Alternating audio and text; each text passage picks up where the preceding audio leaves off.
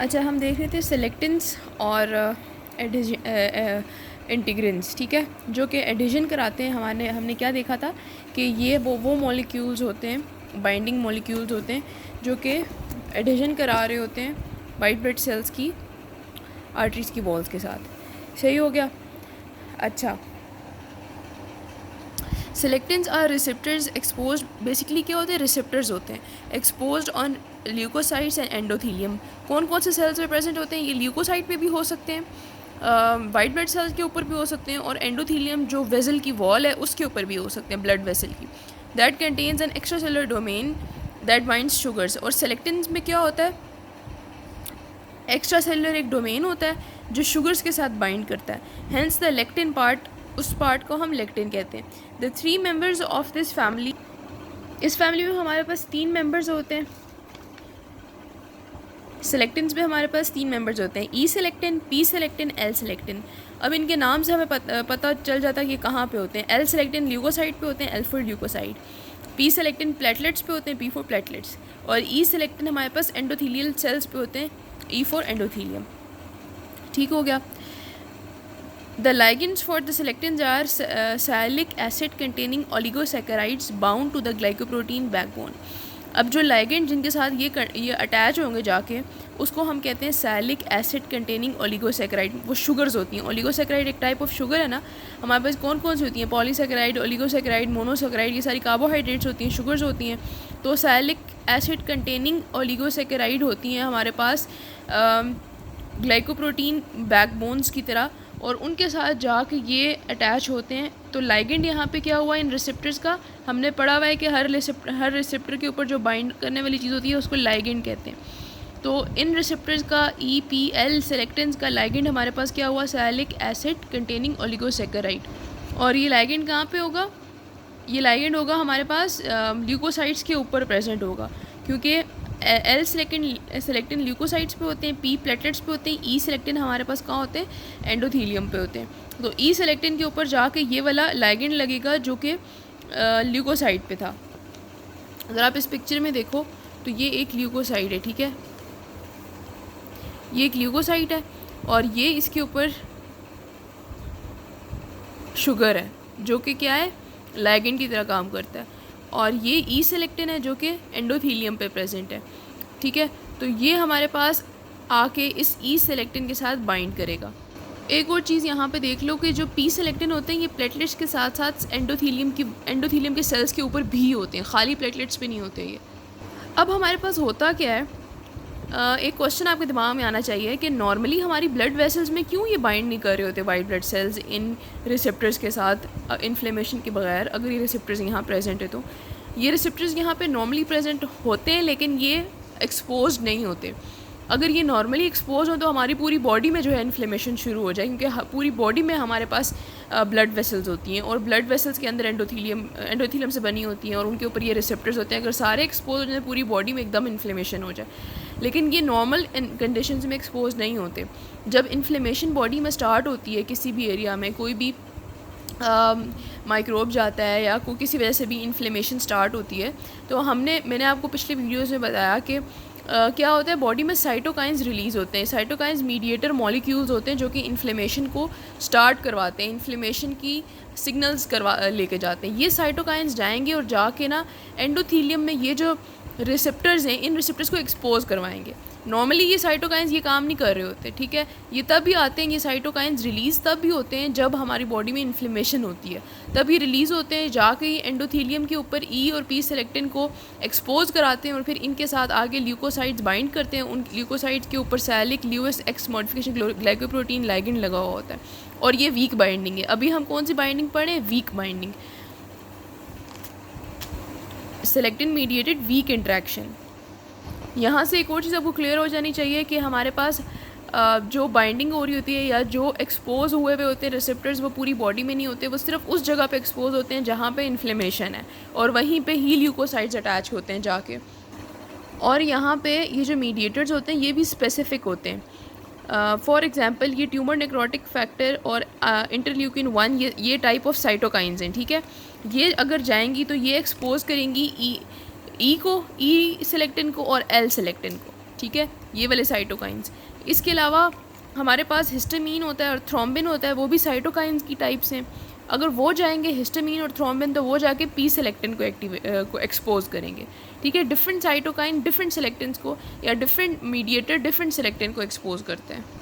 अब ये weak interaction कराने का मकसद क्या था हमारे पास, मैंने आपको बताया हमारे पास जब इन्फ्लेमेशन वाली कोई जगह होती है, इन्फेक्शन वाली कोई ब्लड वेसल का एरिया होता है, तो वहाँ पे जो ल्यूकोसाइट्स होते हैं वो ब्लड, क्योंकि ब्लड फ्लो स्लो हो जाता है, क्योंकि ब्लड में हमने ये पीछे पढ़ा कि ब्लड सीप आउट करता है, इसकी वजह से ब्लड फ्लो स्लो हो जाता है।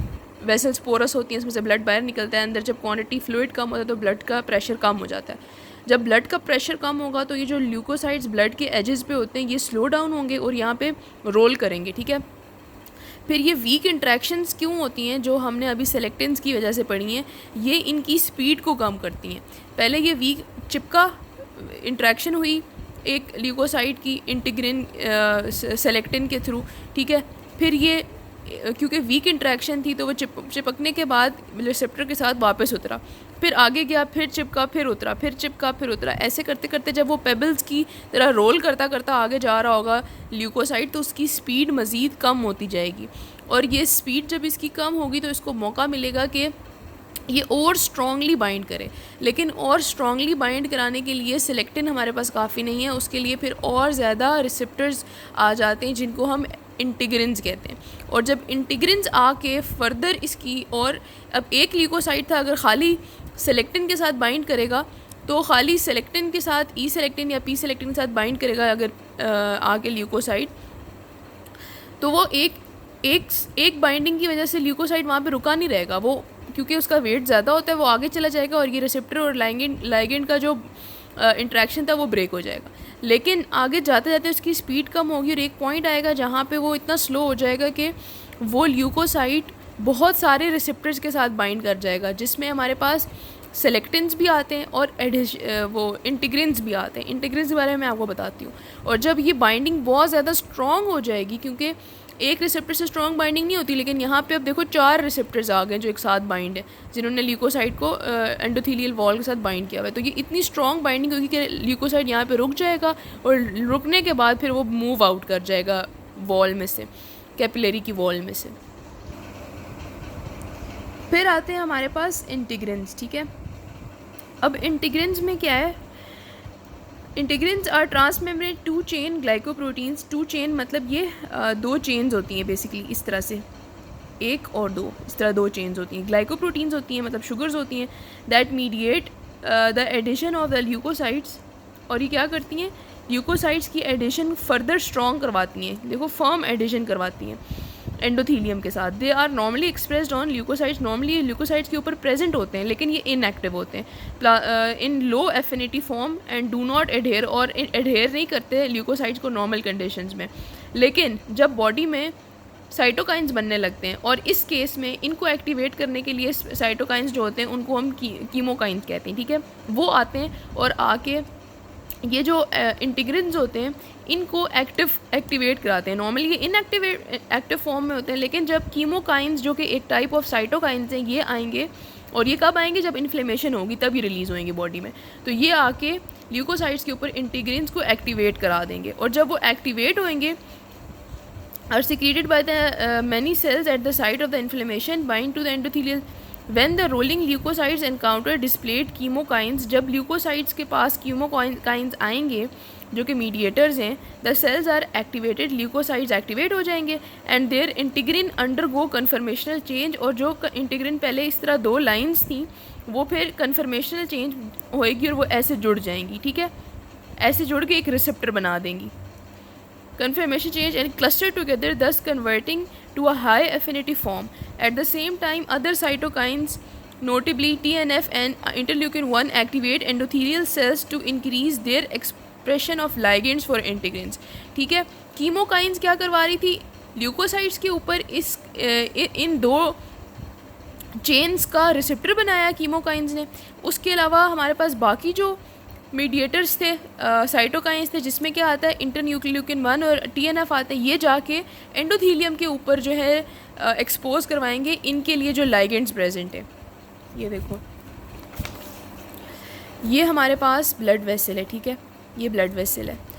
और ये हमारे पास कीमोकाइंस हैं जो कि एक फर्स्ट टाइप ऑफ साइटोकाइन है।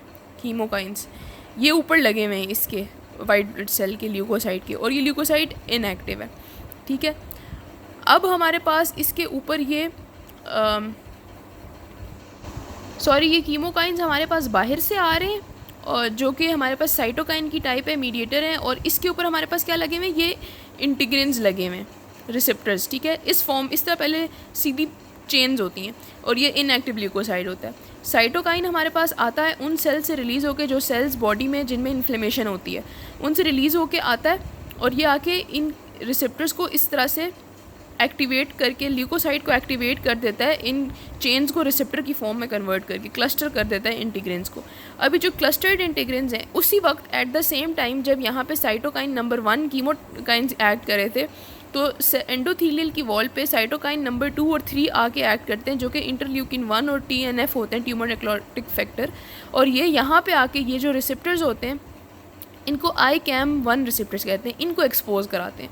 ये रिसेप्टर्स एक्सपोज हो गए और एट द सेम टाइम यहाँ पे इंटीग्रिन्स बन गए, ठीक है, क्लस्टर हो गए। तो ये एक्टिव ल्यूकोसाइड इस तरह से फिर एक्टिवेट होता है, और इस तरह से हमारे पास एंडोथीलियम के ऊपर रिसेप्टर्स एक्सपोज होते हैं, और ये दोनों आपस में आगे जुड़ जाते हैं।